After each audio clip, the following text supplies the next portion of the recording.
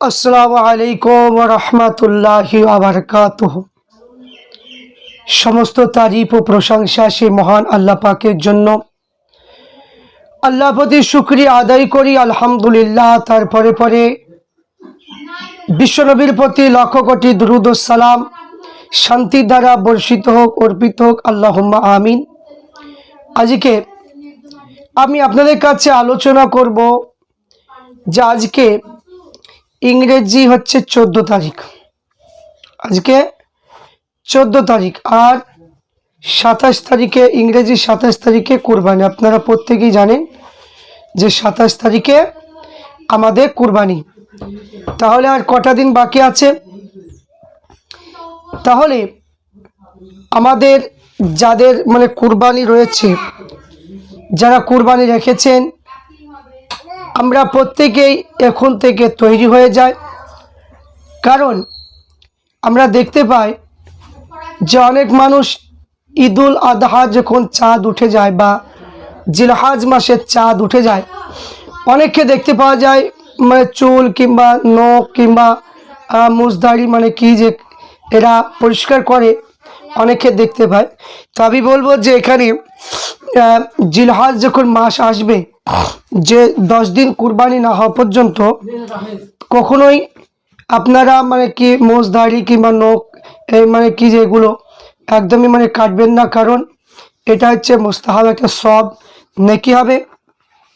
এই সম্পর্কে আমাদের প্রত্যেকে একটু অবগত হওয়া উচিত। তা হাদিসের মধ্যে এখানে বর্ণনা করা হয়েছে যে হাদিসের মধ্যে যেটা পাওয়া যায়, আল্লাহ রসুল সাল্লাল্লাহু আলাইহি ওয়াসাল্লাম যেটা বলেছে আমরা সেটা দেখব। তো এখানে ইমাম মুসলিম, ইমাম তিরমিজি, ইমাম ইবনে মাজা, উম্মুল মুমিনিন হযরতে উম্মে সালমা রাদিয়াল্লাহু তাআলা আনহা থেকে হাদিস বর্ণনা করেছেন যে ইয়া রাসূলুল্লাহ, যে ব্যক্তি জিলহজ মাসের চাঁদ দেখেছে, কুরবানি করার ইচ্ছা পোষণ করেছে, তাহলে সেই ব্যক্তি যতক্ষণ পর্যন্ত কুরবানি করবে না, সে যেন চুল এবং নখ যেন না কাটে, চুল নখ যেন না কাটে। আল্লাহ রসুল সাল্লাল্লাহু আলাইহি ওয়াসাল্লাম যে হাদিস এখান থেকে আমরা পেলাম যে যতক্ষণ পর্যন্ত কুরবানি না হচ্ছে ততক্ষণ যেন মাথার চুল যেন না কাটে। তাহলে আমরা এখানে পরিষ্কার বুঝতে পারলাম যে কুরবানি যাদের আছে বা যাদের নেই, তারাও যদি এটা মানে, তারাও নেকি পাবে। দ্বিতীয় নম্বর হচ্ছে, আমরা অনেকে শুনতে পাই যে কুরবানির টাইমে যে জিলহজ মাসের চাঁদ যখন উঠে পড়ে, এই জিলহজ মাসের চাঁদের আমরা অনেকে দেখতে পাই যে বলে যে কি যে পোলট্রি মুরগি বা ছাগল বা যে কোনো পশু, যেটা হালাল পশু, এইগুলো চাঁদ উঠে গিয়েছে, জবাই করা চলবে না। অনেকে এই কথাটা তুলে ধরে। তো আমি বলবো, ঈদের চাঁদ যদি উঠে যায়, জিলহজ মাসের চাঁদ যদি উঠে যায়, তো এখানে যে সমস্ত গোস্ত খাওয়ার জন্য জবাই করা হয়, সেগুলো জবাই করলে কোনো অসুবিধা হবে না।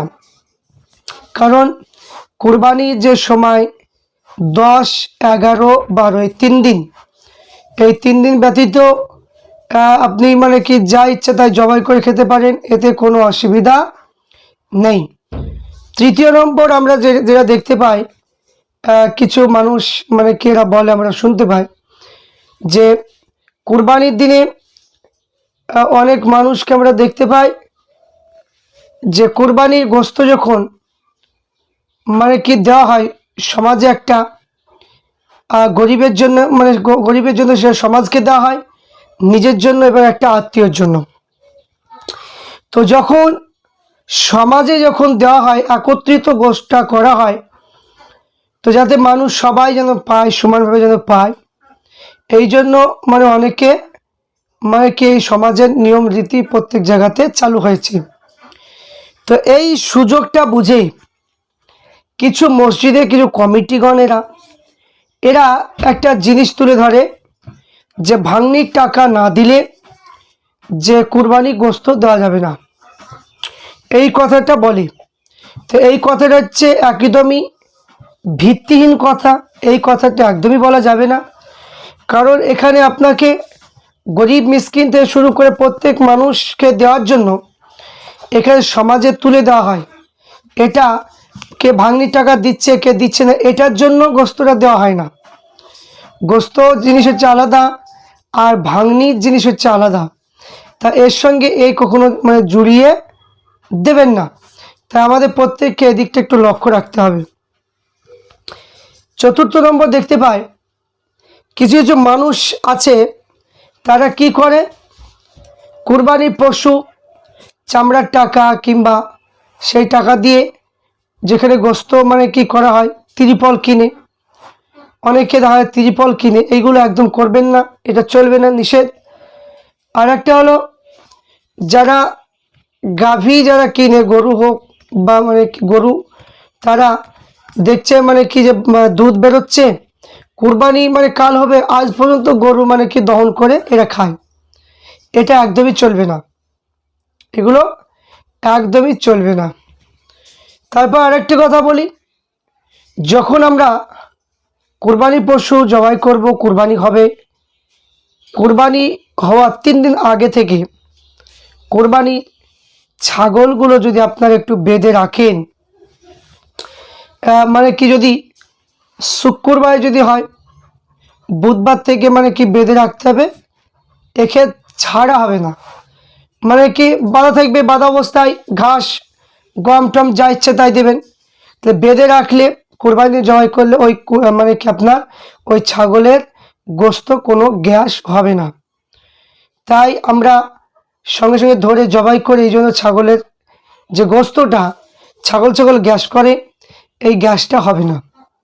2 দিন যদি আপনারা দড়ি দিয়ে যদি আটকে থন, মানে কি আটকে রেখে মানে কি খাবার খাওয়াবেন, এই গোস্তর গ্যাসটা অনেকটা কমবে। আর নিয়ম ইসলামিক অনুযায়ী নিয়ম কিন্তু ওটাই।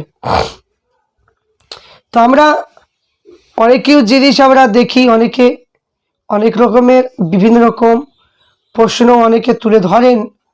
আমি বলবো যে কুরবানির বিষয় নিয়ে যে খাস নিয়াত শুধু আল্লাহ পাককে রাজি খুশি করার জন্য, এবং কুরবানি যার প্রতি ওয়াজিব তার নাম মানে কি দোয়াটা আছে, ওই দোয়াতে দিতে হবে। যে দোয়াটা এত সুন্দর দোয়া, কোরআনের আয়াত দিয়ে দোয়াটা করেছে আল্লাহর মাহবুব বান্দারা, যে দোয়া খুব সুন্দর।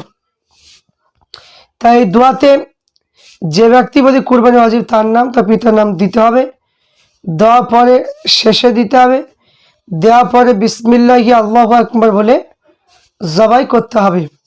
তা আমি প্রত্যেককে বলবো যে শান্তশিষ্টভাবে আমরা যেন কুরবানি করতে পারি, এবং কুরবানির নামাজ যেন আমরা পড়তে পারি।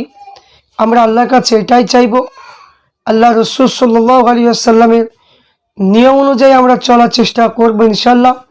তাই প্রত্যেককে বলো ভিডিওটা বেশি বেশি লাইক এবং সাবস্ক্রাইব অবশ্যই আপনারা করবেন।